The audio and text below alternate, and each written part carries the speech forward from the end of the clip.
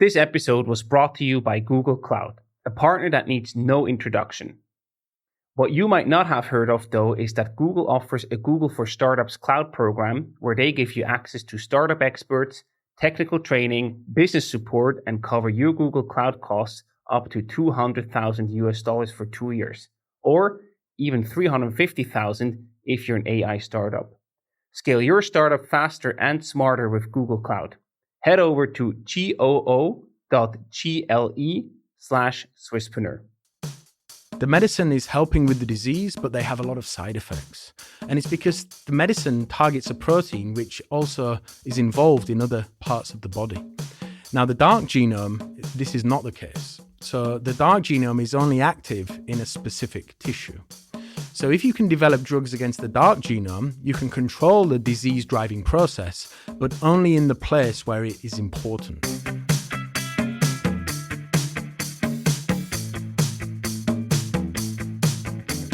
Welcome to the Swisspreneur Show, a podcast about startup stories and learnings from experienced entrepreneurs. If you enjoy listening to our show, make sure to follow the podcast and leave a rating. And now, here's your host, Sylvan.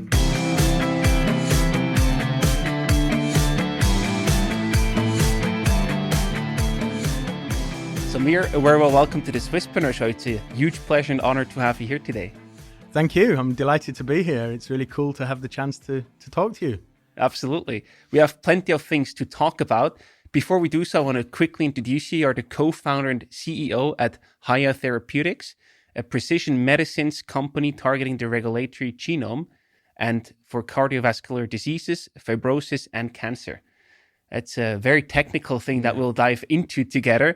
You studied actually in the UK. You're also originally from the UK, and you then did your PhD in molecular biology. You went on to work as a researcher for a decade.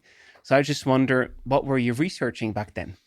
Yeah, so what I was researching actually is very much linked to what the company is developing. So since I started my academic career, so in 2001 when I started my bachelor's degree, I was very interested in this new area of biology called, some people like to call it the dark genome. I like to call it the regulatory genome, which is an area of biology that surprised many. And it's an area linked to your genetics. So your genetic book of life. And essentially my whole academic career was focused on understanding that. So this is the 98% of your DNA that people used to call junk DNA. Oh, because actually when I started my bachelor's degree, this was in 2001, was the moment when the human genome was sequenced. So this was a landmark moment in science where the community had spent, 15 years, billions of dollars to try to create the first map or book of life. And this was published in 2001.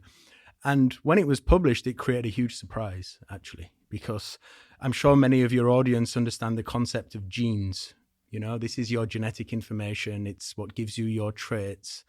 And we'd assumed that the genome, the human genome, would be full of hundreds of thousands of genes, and genes that are very different to the genes that you have in different animals, like a fly or a worm. And in 2001, when we actually had this book of life, there was a huge surprise, which was, first of all, only 2% of your genetic material, your genome, that's called your genome, actually is coding for genes. So 98% is not doing anything. That was the assumption at the time. It's junk DNA. And the 2% that you have, the genes that you have, the number, we only have around 20,000 genes. And it's a very similar number to what you have in a fly or a worm. And not only is the number very similar, the actual genes themselves are almost identical. So if you believe in the concept that you are your genes, well, then we have the same number and the same type of genes as a fly. How frustrating for us humans, right? Yeah, it was very humbling, I must say. But obviously the story was slightly more nuanced, which was, it's 98% of your DNA does not make genes. That was a surprise. People called it, and still call it to some extent, junk DNA. And that was actually my whole academic career. Was from 2001, when I started my bachelor's degree, I became obsessed with this concept that 98% of your DNA is junk. I just couldn't align with that assumption. And so I spent my academic career actually studying junk DNA. And now we know, and I'm sure we'll talk about it, we don't think it's junk anymore. We actually think it's very important. There's a bit more to that. We'll get to that in a second. Yeah. Before we do so, you continued your research career in 2011. That actually brought you to Switzerland. Yeah. You accepted a job in Lausanne. Yeah. Did you experience some sort of a culture shock coming from the UK to Switzerland? Yeah, I mean, so I was in London. So, when you talk about the UK, you also talk about London as a even a different type of city compared to the rest of the UK. So very big, very international, where the shops are open all of the time. So, when I arrived in Switzerland, as many academic scientists, you work late. I quickly had a culture shock of, how do I buy things after 7 p.m.? But there was many positives to the culture shock as well. Obviously, in London, finding a seat on a metro or a train is always a challenge. You have, the hustle and the bustle of the commute. So I really appreciated the organization, the tranquility of coming to Switzerland, where you could get on a metro, you could get on a train, you could sit down. So there were definitely some big cultural differences. But I really enjoyed arriving here. And you're still here, which is a good sign. Yeah, over 10 years later, I'm still here. Yeah. And in 2019, you then decided, hey, it's time to turn your research into a business. Can you take us back to that time? Sure. Why was that the right step to do? So it was really driven by the science and the discovery, actually. So the work I'd been doing in Switzerland from 2011 to that point was really starting to map and understand the dark genome in the context of disease, in particular in cardiovascular disease, heart disease. And a lot of the work that we did as a team in the academic institution started to excite us from a drug development and a commercial and translational perspective, because the discoveries we were making were really interesting to understand the biology of junk DNA, but they also started to provide a number of solutions for drug development and for new medicines to combat very common chronic and debilitating diseases. So the science really provided a solution to medicine, and obviously the easiest way, the fastest way, and the most efficient way to start translating science into medicine is to move into a more commercial setting. Yeah. And so that was really the instigation. I actually never had any, and sometimes people are surprised when I say this, I had no ambitions to become an entrepreneur. I was very much, I would say, a classical academic. I wanted to be a professor. I wanted to spend my life, hiding away in a lab with a small team, doing research, publishing papers. So it wasn't an anticipated career path, actually, for me. But at some point, I realized this biology, this science, has a lot of translational potential. Mm-hmm. And that was really the motivator to find a way, a vehicle, to start taking that science, hopefully, to patients. Yeah. Was that also a bit scary to make that jump into the business world and start your own company? I was very naive at the time. So I think there's an interesting quality when you're a first-time entrepreneur that you don't know the complexity and the difficulties of the process. And I think that naivety or lack of understanding is actually a good thing. Yeah, fully agree. So, I was very naive. I just thought, hey, we've got some really interesting science. There's these big problems in drug development and generation of new medicines for these type of diseases. The science can provide a solution. Let's do it. Right. So I was very naive to the process, but I think that was probably a good thing. Yeah, then you just go from challenge to challenge and you don't know what's still to come. Totally. Yeah, it's constantly on a daily basis. You're facing challenges, concepts, thought processes, very, very different to academia. That is for sure. Very different. Luckily, you were not alone on that journey. You have a co-founder, Daniel. Yeah. How did the two of you meet? So me and Daniel, actually, although we're both in the same domain, our relationship was built on friendship outside of the professional environment. So nice. We're both big football fans, actually. And we met in the context of watching football and playing football. And then we became very close friends. So Daniel is one of my best friends, closest friends. And what became really apparent, he was coming towards the end of his PhD. I was finishing my postdoctoral work. And he had a very complementary skill set, technical skill set, to what I was, let's say, an expert in on the biology side, that would be required if you wanted to start bringing together competencies to build a biotechnology company. Yeah. So it just so happened he was my best friend who also was an expert in an area of drug development that was very relevant to what we wanted to achieve. So, over a few beers and discussions, we realized we had this synergy and said, why don't we try to create a company on this biology? You bring in your expertise on translation, drug development. I'll bring in my expertise on the underlying biology and discovery, and let's see if we can build something. Perfect. Yeah. The dream team was born. Yeah, no, and also on a personality side, I think we complement each other well. We have different skills. Yeah. So as I'm sure you're aware in your audience, your co-founder is probably the most important decision you will make if you want to build something with a team, and you need people. To build something on your own, I think, is extremely challenging for many reasons. So I was very, very fortunate to have Daniel as a co-founder, both because of his excellent skill set, but also we have, which I think is critical, is really an unbreakable trust. Yeah. You need to have a really strong bond, which I have with Daniel. So that sounds perfect. Yeah. So now I want to talk more about what you actually do. You already explained what the dark genome actually is. Yeah. In what way is that related to cancer or heart diseases? Sure. So there's many common and chronic diseases that really have a huge impact on society. That can be cardiovascular diseases, heart diseases, which is the biggest killer, obviously cancers, hypertension.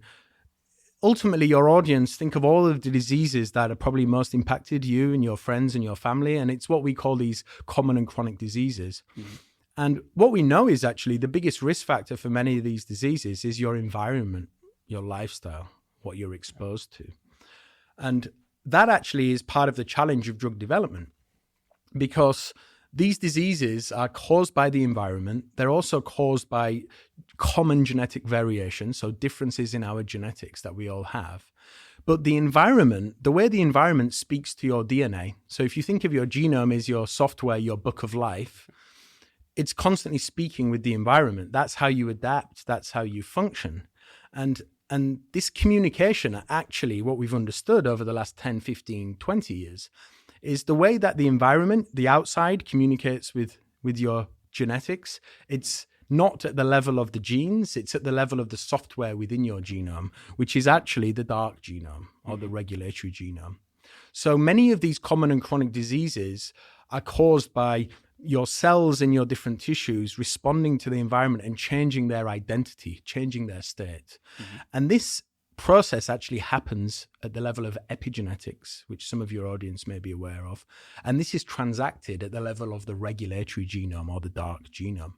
So just from a pure understanding the root cause of the disease, we understood that it's the regulatory genome, the dark genome, where the information processing is happening.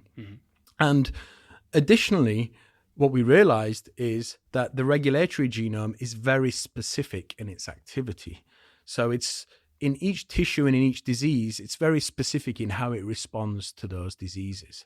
And this becomes very, very exciting from a drug development perspective, because most of the pharmaceutical industry has been targeting the genes. So just for those in the audience that are not aware, we have this pretty kind of high school biology concept that you have your DNA, which codes for a gene, and then a gene gets converted into a protein. And proteins are the building blocks of your cells and life. And we've had this concept that all of biology and disease is because of proteins.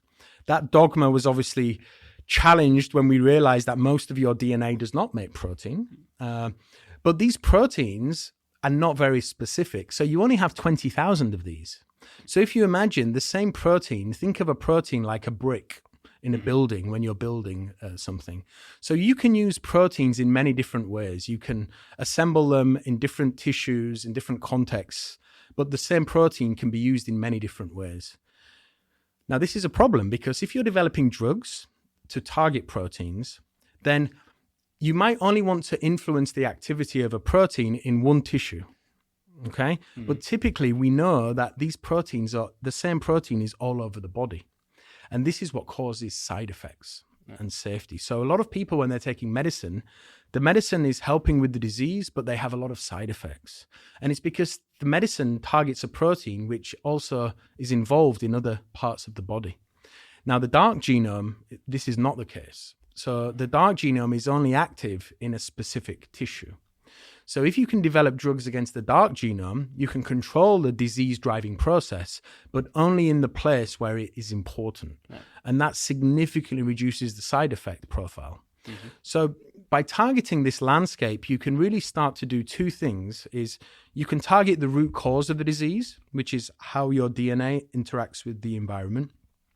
And you can target molecules which are very specific, which means your drugs are likely to be very safe. And so the holy grail of drug development, of any medicine, is something that's very effective and, more importantly, very, very safe. Yeah. And finally, and last but not least, is another small surprise, which is, and again, because of the COVID pandemic, I think probably a lot of your audience are familiar with the term RNA. So RNA it's an intermediate molecule that your DNA produces, which typically was considered to be a template for protein, okay? But most of the DNA and most of the RNA produced from your DNA actually is from the regulatory genome, from the dark genome, and actually is critical for the activity. So these effects I'm describing, it's RNA that actually is the molecule that mediates these effects.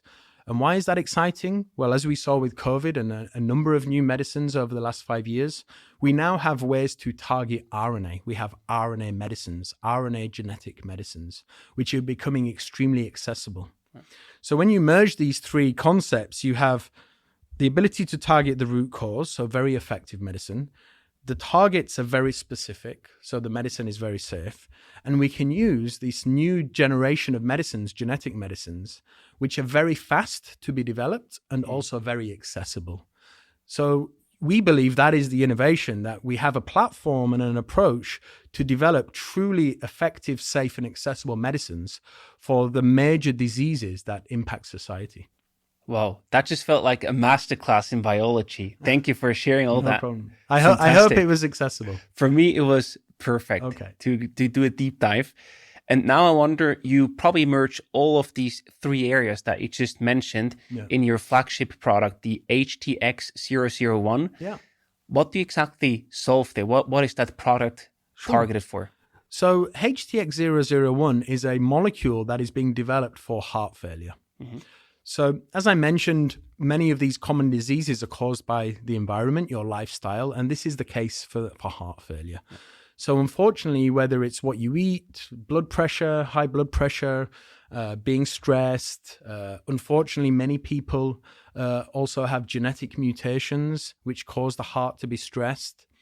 What these things result in is the heart adapting to this stress via a process called tissue scarring. So the technical term is fibrosis. The non-technical description is whenever a tissue is stressed, it starts to produce collagen to try to preserve the tissue and repair the tissue. Yeah. Now, unfortunately, when you have a chronic stress and you produce too much collagen, it ultimately leads to the tissue performing poorly. So it leads to dysfunction of the tissue. And this actually is one of the major root causes of heart failure. It's this process of scarring in the heart.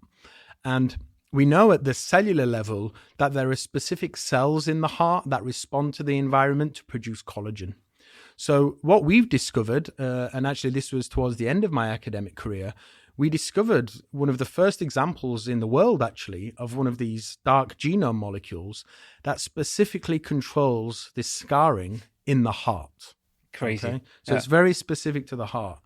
And what that means is we've been able to develop a genetic medicine, so a RNA-based medicine, that can target this molecule and inhibit its activity.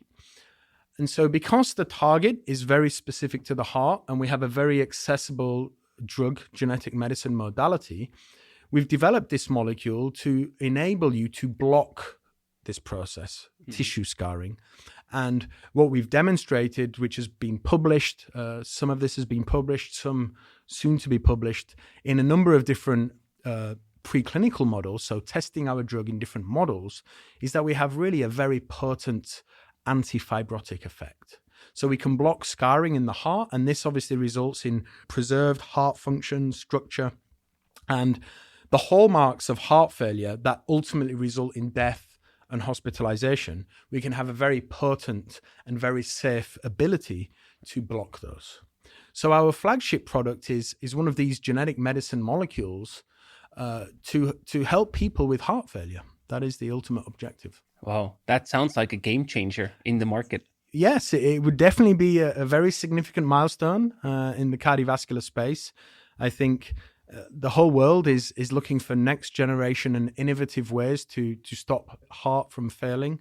And we believe we're one of the companies that have got a very exciting solution to the problem. This episode is brought to you by SMZ, your independent go-to partner in all matters relating to finance, insurance, real estate, tax and law for both private and corporate clients. To find out more, go to smzh.ch. SMZ, tailor-made, holistic for you. And where do you currently stand in terms of the clinical development process of that specific flagship product? So now I would say we're between 12 to 18 months from hopefully taking this molecule into humans, so into early clinical development to test safety and to test early signals for efficacy in patients. Today we have our drug, we've optimized and developed this molecule, and we're in what's called the final stages of preclinical toxicology. So we still have to do a few more studies over a period of time, the next 12 months, just to confirm the safety that we see. And this will then allow a regulatory body, like, for example, the FDA, to look at that data package and have confidence that we're ready to go into patients. But all being well, we'd like to our ambition is to get this into patients by the end of next year. Wow, that's fast. Yeah. Love it. And on your website, you state that the co-development or the collaboration with bigger, larger pharma companies is not only nice, but actually a necessity. Yeah. Why is that the case for HAYA Therapeutics? Yeah, so I think depending on the type of company you're building and the business model, I think drives this desire to have large strategic partners. And I think HAYA, like many companies like ourselves, we believe it's important to partner with big pharma. And I think there are really three reasons for that, that the way we see it, which is one of the reasons is one technical term people may hear is first in class. So this means you're developing a new type of drug, first-in-class drug. HAYA actually is at a step before that. We're first in biology. So nobody has ever developed a medicine targeting the dark genome. And so we're really pioneering in that space. And obviously, when you're pioneering, having the support and validation of a company that in the future potentially will start developing or commercializing such products is really valuable. So for us, that's one of the first reasons why partnering will be important for HAYA at some stage, which is it will demonstrate to the world that our value proposition has interest and potential in the eyes of a big pharmaceutical company. Right.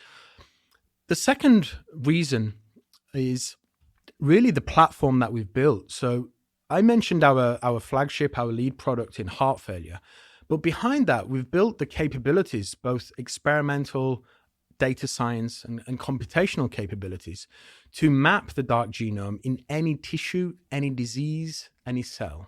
And we have made a lot of progress, actually. We already have preclinical evidence for novel targets in diseases like pulmonary fibrosis, like oncology, just to name a couple. And this is super exciting because the whole regulatory genome is an emerging target space. We're leading the way in understanding this landscape. But HAYA, independent of the resources, is never going to be able to maximize the potential of our platform. And we really want to, our vision is to unleash the power of the regulatory genome for new medicines today as fast as possible for those who need them the most. And the only way we can do that is by collaborating. So we have so much potential and opportunity around our platform that we want it to be leveraged to bring medicines faster. So that's the second reason. Our platform, we ourselves cannot fully deploy the platform across all these disease areas. Yeah, of course.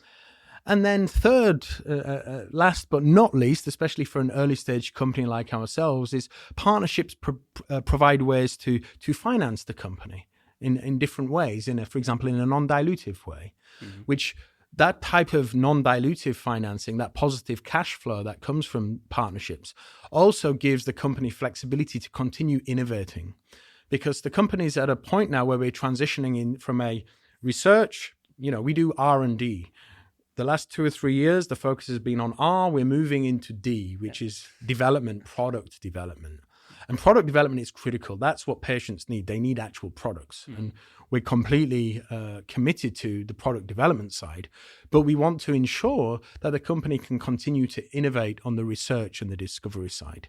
And this is another reason why partnering is very valuable for companies like HAYA, because it provides cash flow that allows us to continue to innovate. Because obviously once we're raising equity financing, the use of funds of those type of finances are really about product. It's how do we get huge value inflection with a product getting to patients? Yeah. So typically when you're speaking to investors, you're presenting the value proposition of product development, get to patients, get closer to commercial opportunity. But as a company, our strategy is product focused with fundamental breakthrough underlying science and discovery. Yeah. And so that's one of the reasons why it's so important for us. And staying on the topic of financing or fundraising, pharma companies are one possible partner to make that happen, to send money your way. You also got 3 grants quite early on. Why was that the right or an important milestone for you to go for non-dilutive funding pretty early on? Yeah, I mean, part of that is actually we're fortunate to be in a country where there is quite a lot of opportunity for early stage support, whether it's through different organizations, competitions, but also at the federal level, for example, InnoSwiss, which is a federally financed research projects with an academic partner and an industrial partner. So for us, the non-dilutive financing was really a catalyst to allow the company to rapidly develop.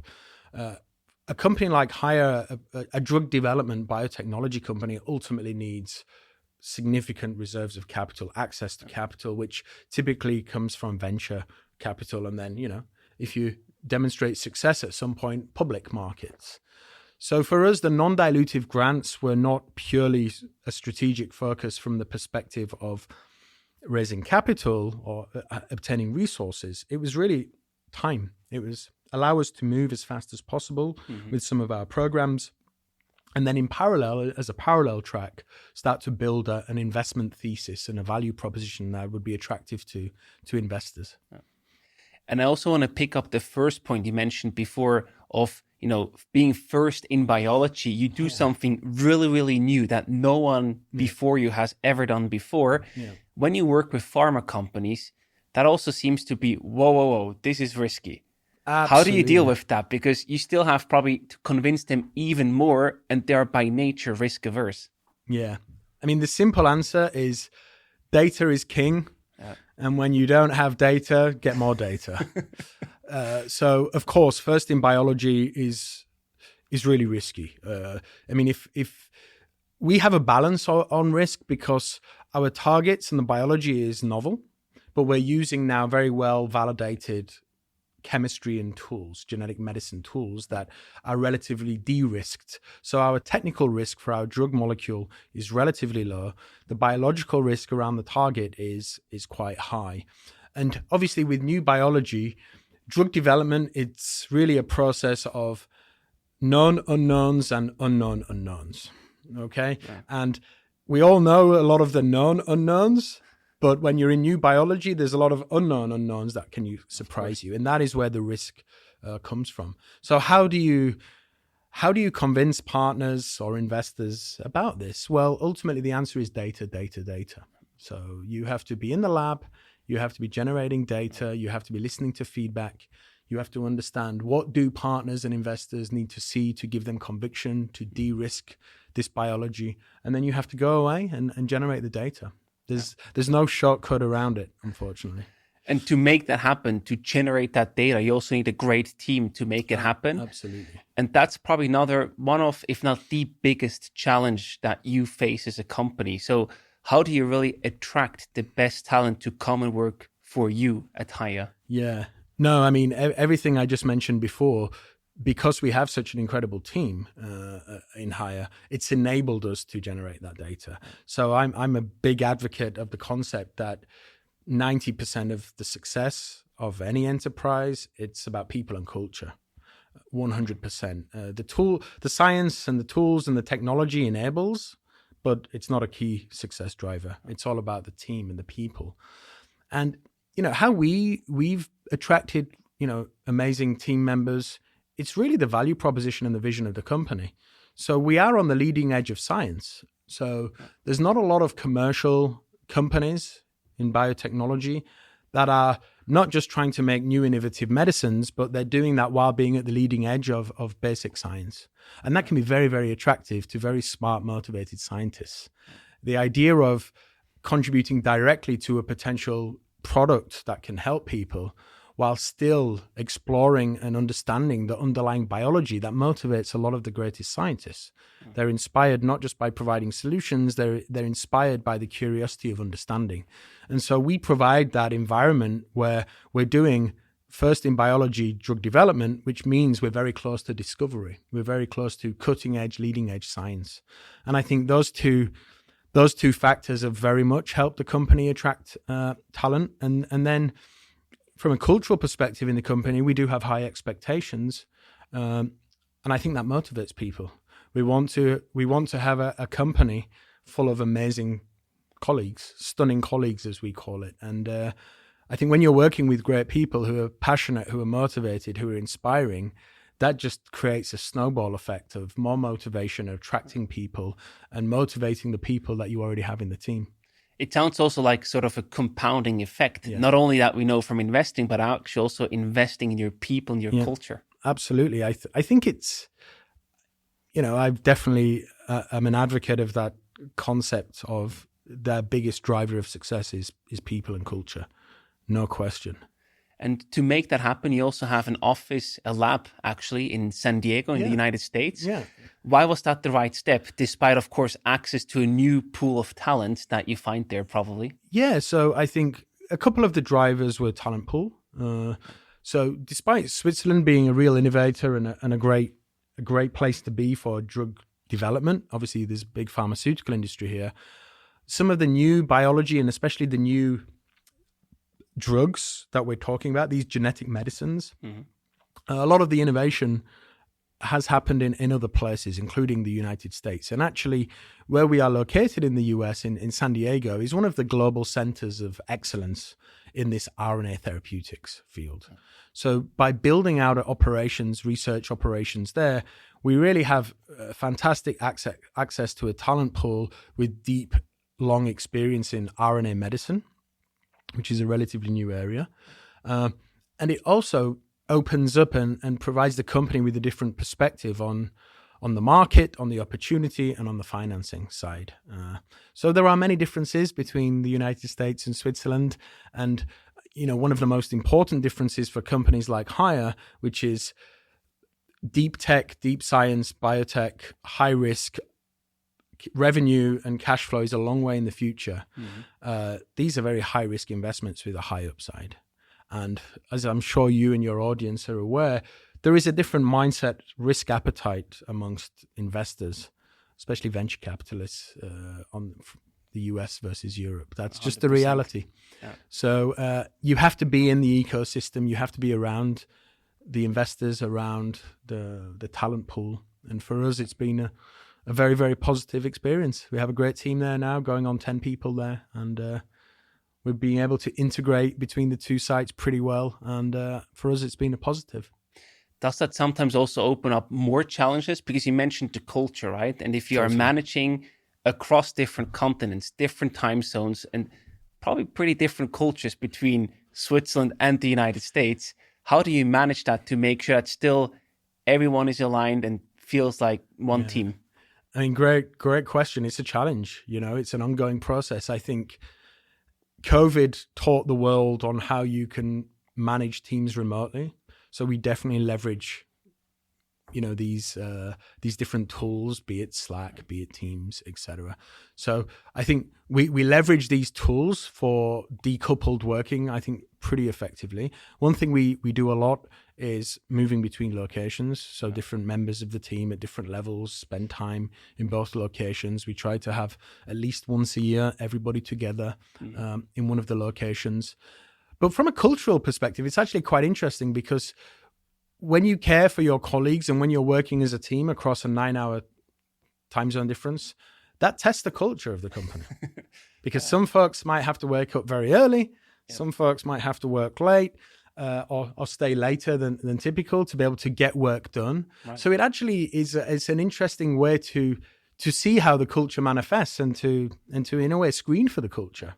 So in that sense, I think it's quite interesting. And the cultural differences between the two locations, I mean, one thing I should just say, obviously in our industry, like many technology industries, independent of the fact that we're in Switzerland and the US, we have over 50 languages spoken in HAYA.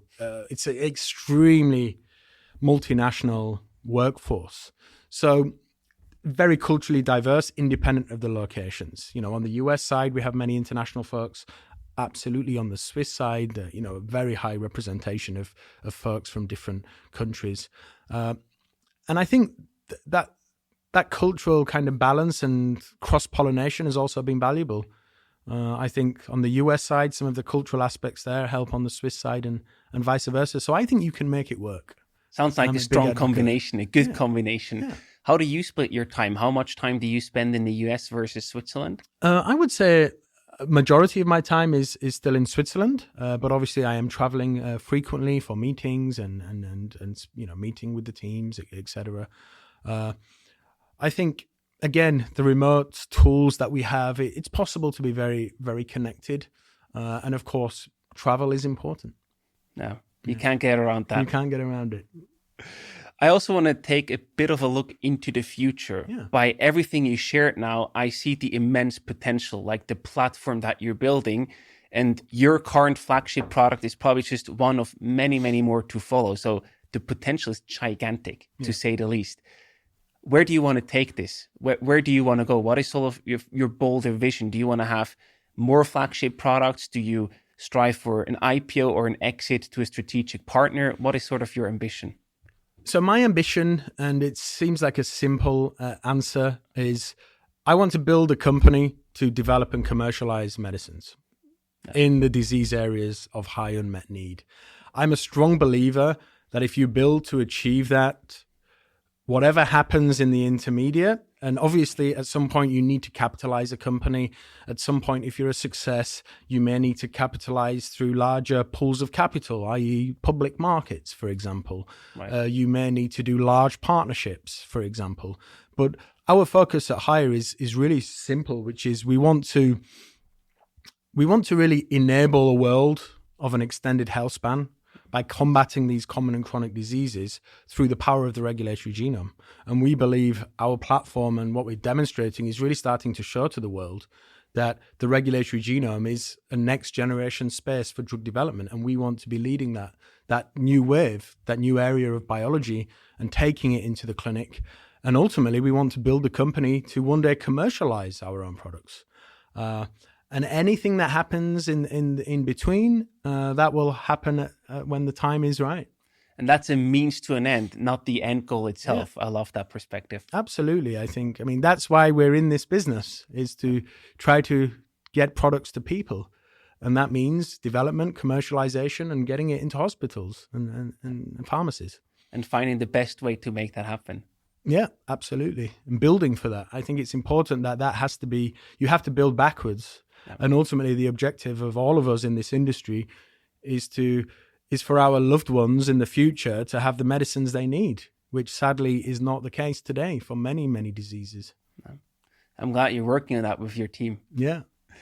Samir, to wrap up the conversation, we also have some rapid fire questions for you. Sure. Just different options to choose from, or a short question you have to answer in one sentence. You ready? Okay, in one sentence, okay. Let's see. I'll start with the easiest one, right? Yeah. England or Switzerland? Oh, England for football, Switzerland for chocolate. Good combination. What's your favorite team? Arsenal. Team? Arsenal. Oh, Yeah. I like it. It's the team in London, yeah. Researcher or entrepreneur? An entrepreneur who can enable research. Nice. Yeah. And build a big pharma company yourself or getting acquired by a larger company one day? Get innovative medicines to people. Perfect. You stayed true to what you said before. Yeah. Do you best make decisions alone or in a team? I think team for consulting, but accountability is individual. Yeah. And are you more of an early bird or a night owl? Biologically, a night owl. Through work, an early bird. Okay, a forced early bird. Forced early bird. And the last one, tea or coffee for you? Coffee every time. Perfect. Yeah. Samir, thank you so much for the high energy, for the amazing looks behind the scenes. I wish you all the best and thank you again for coming here to the studio. Thank you very much. Really appreciate it.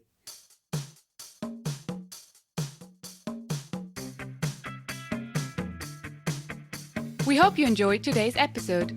If you did, you can support us by rating our show on Apple Podcasts. This way, we can reach an ever-growing number of aspiring entrepreneurs.